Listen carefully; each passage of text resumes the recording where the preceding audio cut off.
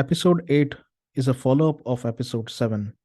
So I kindly request you to first listen to the episode 7 so that you can very well connect with me and David Andelman in episode 8. I hope you enjoy listening to this episode of the podcast. Thank you very much. Yes, definitely. I think as we are surfing in the pool of Indo-Pacific region at the moment, so that's why I'd like to bring this up. Like United States sees India as one of the potential, not only a security but a commercial partner and navigator as well in the Indo-Pacific region. But looking at the other side of India, like we have always seen, like India is prominently one of the nations which has always avoided forging alliances or building alliances with the countries. They definitely are partners with several nations. For example, they are partners with Russia since a long time, but there has never been an alliance with Russia, neither with any other countries in the Middle East or Latin America. But currently the US and India relations are at such a point where I think there are several agreements that have been initiated, especially as I come from the space sector. So I'd like to mention that there are several civil and commercial space project cooperations that are happening at the moment between United States and India. So what are your thoughts, like how this relationship will evolve in the future? Because they haven't been really close partners as much as India and Russia have been. So how do you think this relationship will affect India and overall its impact on the Indo-Pacific region? Well, I've written a lot about this, both for CNN Opinion and my column there, and also for Andelman Unleashed, my Substack page. I think that the United States has to. There's some very delicate political balancing going on there. For years, for decades, the United States has sought to balance its relationships with Pakistan and with India. And obviously, India considers its principal security threat Pakistan. Pakistan considers its principal security threat of India. If you look at their nuclear arsenals, their nuclear targeting is more directly at each other rather than at any potential external challenger, even China. Yes. So all of this is very important because now what India has a very conservative, I guess that's a nice way to put it, prime minister, and the United States, right? Yes. who was very close to Donald Trump, I must say, in both in friendship and in terms of ideology.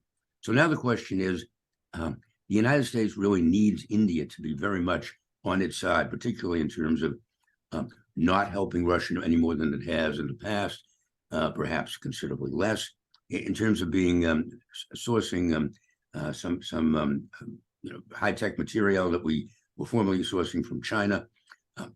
India is becoming a very important player in that part of the world, more so in many respects than Pakistan ever could be.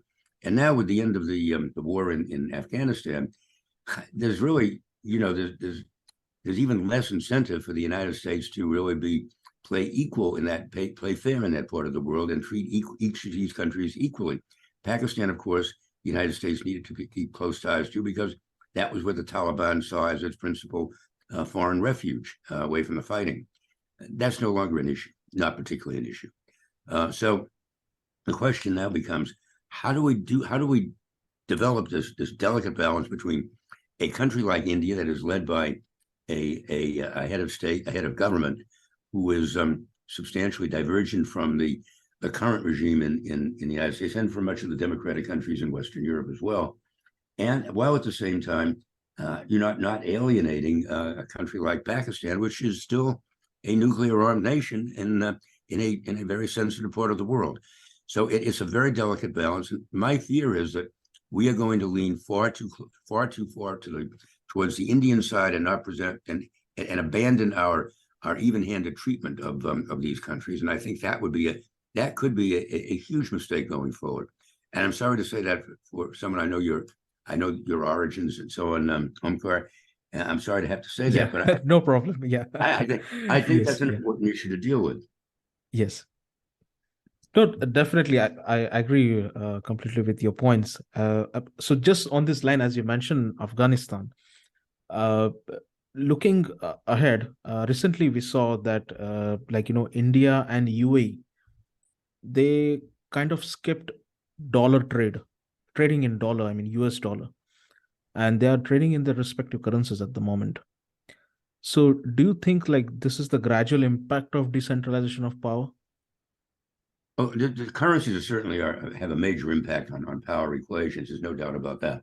I think it's going to be very difficult for any country to sort of absent itself from the dollar system around the world, which is really the most important system. I mean, the euro obviously is a very important component, and some of the other smaller currencies. I mean, the pound is still an important currency, the yen, the Chinese would like to make the renminbi a global currency, but that's not going to happen unless they make some substantial changes in their system of conversion and so on.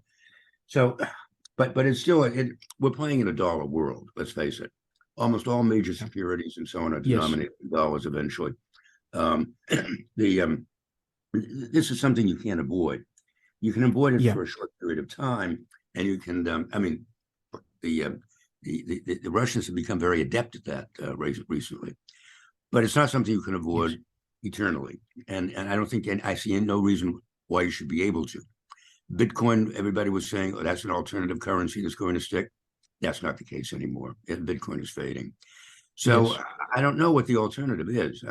Baskets of currency have never worked very well, mainly because each of the countries that are participants in these baskets of currencies have such substantially different growth trajectories and so on that you can't necessarily count on them to become a component of a reasonable component of a global currency that going forward. So I just don't see that happening for the moment. All right. Okay. So just a follow-up question on this, but prior to that, I'd just like to know your thoughts on the ongoing, issues around Australia at the moment. For example, like from this lens of the space sector, I observe that Australia is, building their own independent assets in space sector. Like they have started building their own satellite at the moment.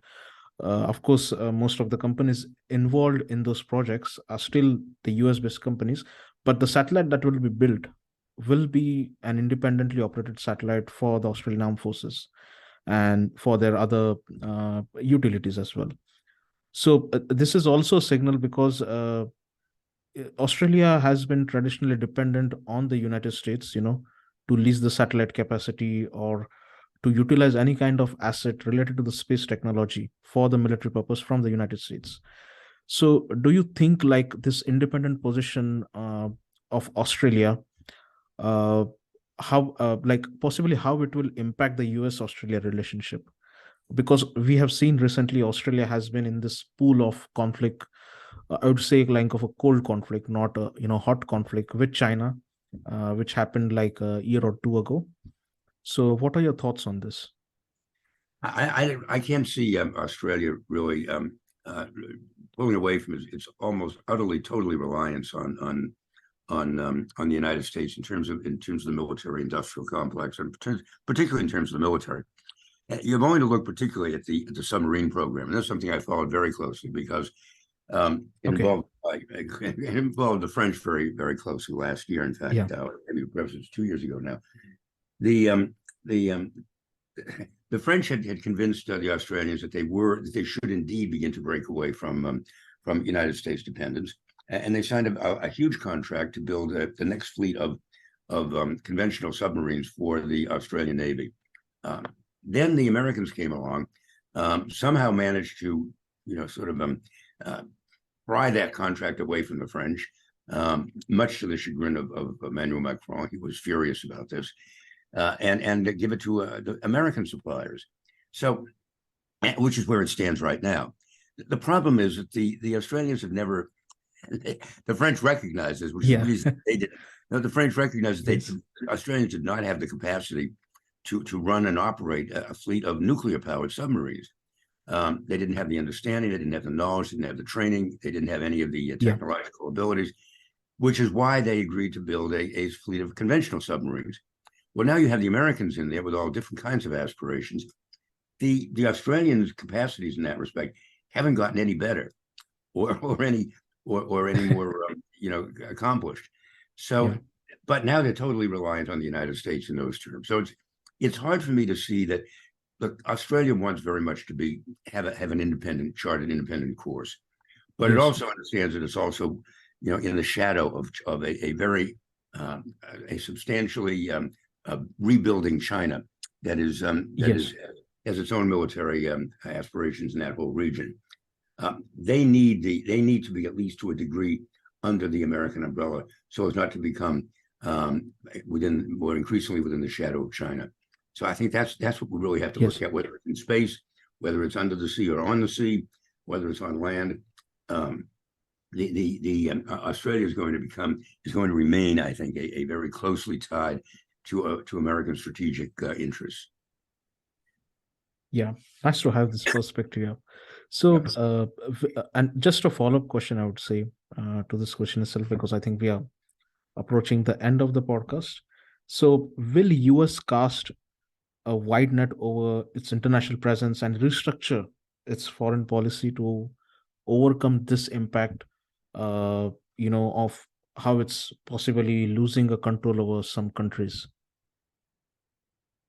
Whether the United States is losing control over some countries, you're suggesting? Yeah, that's for example, like some of the countries, in the sense, like Australia, we have, as I mentioned at the moment, if not fully, as you mentioned, it's going to be a close ally, but still, developing your own asset, they're going to take possibly some exit from the wideband global satellite system that Australia is a part of at the moment. Sure. And the wideband global satellite system has been operated by the United States at the moment.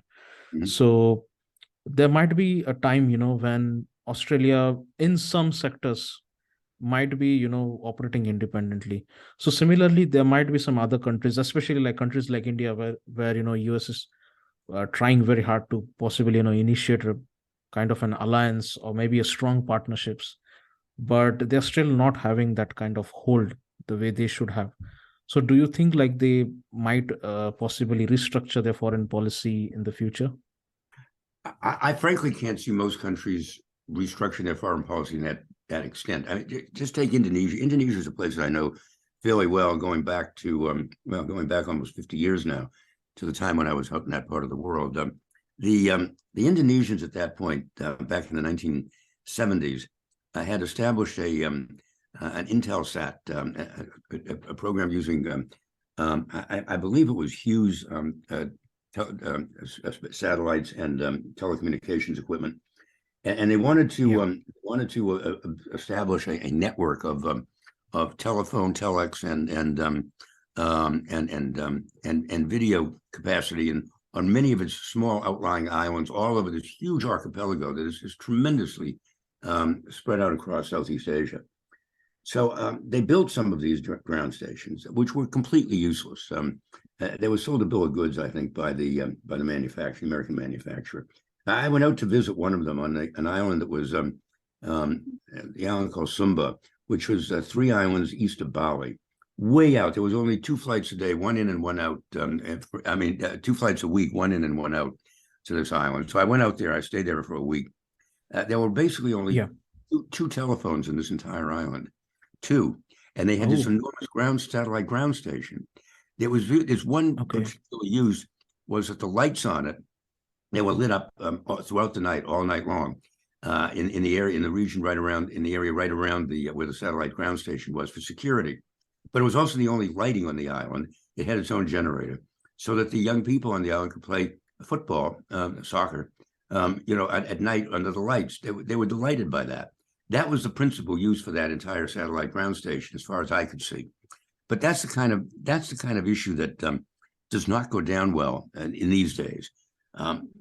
Countries don't want to be sold a bill of goods like that by a country or by a corporation doing business with a country out of a country like the United States.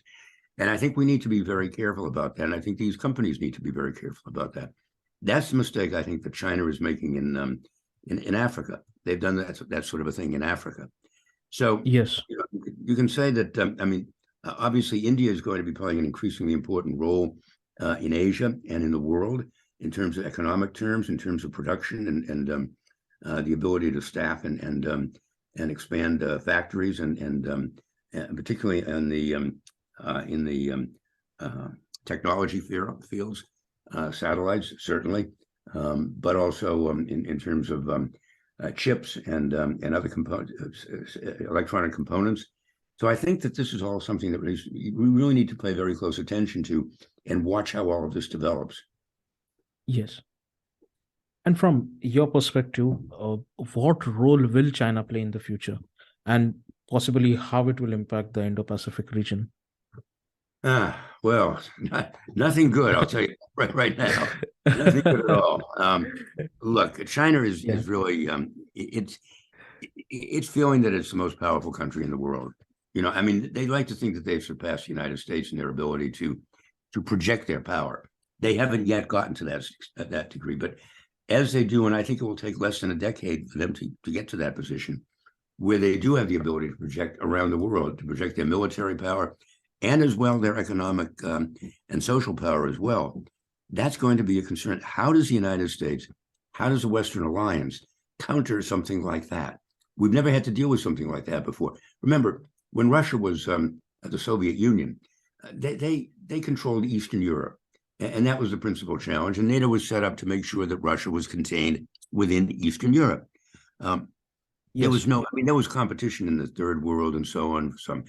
Some rebel groups and so on would get some assistance from the Soviet Union, but nothing that really changed the whole global political landscape. China is in a position to really do substantially more than the Soviet Union ever was at its peak, and it's intent on doing that. And not only that, I think it will become increasingly desperate to demonstrate that as the as their own population shrinks, and as they become a smaller country in terms of population and in terms of their industrial production capacity as well, because they won't have the manpower to staff a lot of these factories. As that happens, I think they will become increasingly desperate to demonstrate that they are still a major power to be reckoned with in all parts of the world. And that's the moment at which the democracies, the Western democracies, are going to have to be very concerned about making sure that they can be contained. Yes, I think considering the manufacturing capabilities, I think China is like a mammoth size player in this segment. But yeah, as we go into the future, we'll see what the results come out. And definitely, I think we have seen a lot of questions popping up. I still have a lot of questions as well. So, David, I think we might possibly organize later on a follow-up episodes to discuss it. And I'm pretty sure all the listeners will be, loving this episode. But I personally have a lot of questions as well, which have popped up through the discussions. But I'll keep it to myself at the moment, so that we can create a follow-up episode through this. So yeah, as we have approached the end of the podcast, I would like to know what message would you like to give to the future generations stepping into this field of political science, geopolitics, international relations? Well, I'd like, frankly, to see the Western democracies, particularly the United States, continue to reassert themselves as the leading figures and the leading forces in the world. We can't force democracy, though, on an individual country. We can't force our style of democracy on an individual country, and we shouldn't have to do that. We shouldn't be playing the world's policeman. But when there is a clear violation of international law and political and military standards, as was the case with Russia and Ukraine, we have to stand firm. And I think the same holds true of virtually every other country. We have to monitor China to make sure it does not try to extend its influence overwhelmingly in some parts of the world. I'm thinking particularly of Taiwan. And that, we really do need to pay very close attention to all of this and be prepared to defend our system wherever it's challenged. Definitely. Thank you very much, David, for coming on this podcast. And I hope all the audience enjoys this podcast. And definitely there will be questions. I personally have a lot of them, as I mentioned. So I will be really happy to have you again on the podcast for the follow-up episode. Thank you very much for your time. Thanks very much. And I'm always delighted to be of your service, Omkar. Yes, thank you.